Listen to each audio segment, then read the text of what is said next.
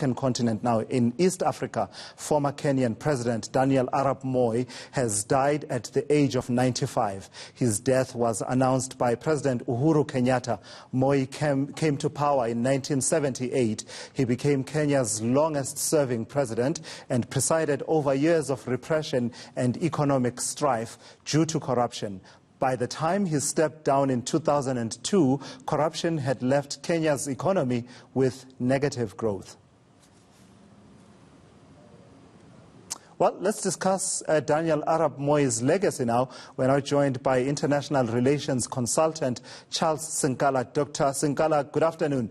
Thank you for joining me. So always tricky talking issues of legacy because it's always mixed, isn't it? But in your assessment, Daniel Arap Moi came in 1978 at the death of Jomo Mzee Kenyatta and ruled for 24 years. In that 24 years, what's your sense of how history will remember Daniel Arap Moi?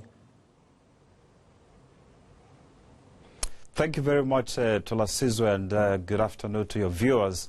You see, while I was coming to your Cape Town studio, I just a thought came into my mind that the age 95 is quite tricky. You remember very well President Nelson Mandela also died at 95. Robert Gabriel Mugabe from Zimbabwe as well at age 95.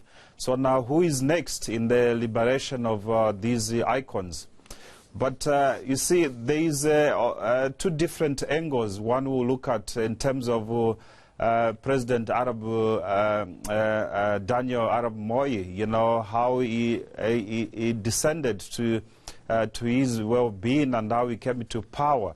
You know, most of them, they criticize him for presiding on an autocratic regime. You know, other ones as well, they celebrate him because he kept his ethnicity. You must remember very well that Africa's leading to independence post-1960, 1957, when the first country, Ivory Coast, Ghana, regained high independence and the other countries preceded there, they had one agenda to establish that once they take over the power from the colonial masters, they will create a system of one-party state so that they can reunite the nations in Africa and make sure that they're all working towards a one-go agenda. President Kenyatta as well, you know, started that. Unfortunately, died in the office. But when you talk about Daniel Arap Moi, who came into office as well, he had that ideology to keep a one-party state in Kenya. But, you know, this ideology never worked. Though the idea was good, it never worked as because of ethnicity, different religious backgrounds, and the diversity views of people. And as well, you can hear that, you can remember the Mai confrontation, you know, which was established in Kenya, where he presided and supported the ethnic groups, the Kikuyu, the Luo people, and the Kalenjin people started infighting that he might be replaced. So, I mean, when we look at the current Kenya, as it is now, and also the last few years and the last few elections, more critically elections, for instance, the 2007, late 2007 election there that saw a lot of violence.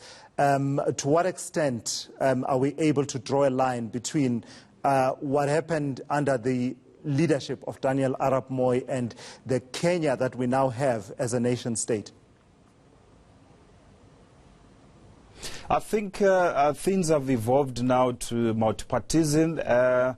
Multipartism was introduced after the assassination coup d'etat attempt in 1981 in Kenya, you know, and the pressure he received from within Kenya and outside the continent that they must allow multipartism as the ideology of the one-party state never worked because of certain things. So things now have evolved now where you can see how Africa has matured in terms of politics and elections.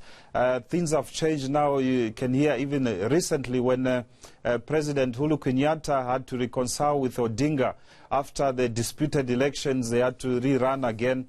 You know, we can see the sense of moving forward, you know, as opposed to the autocratic regime which we had. A lot of people participating, especially I'm happy about it that because of the beauty that women are also participating in the running and governance of these elections. We can see that they are moving away from dictatorial type of regimes. You know, people can flag it out and mention that this is not a system of democracy.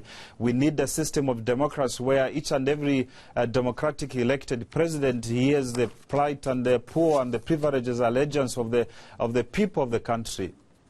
All right, thank you so much for that. That's Dr. Charles Sinkala joining us from our Cape Town studios there, reflecting on the legacy of the late former president of Kenya, Daniel Arap Moi, who has passed on.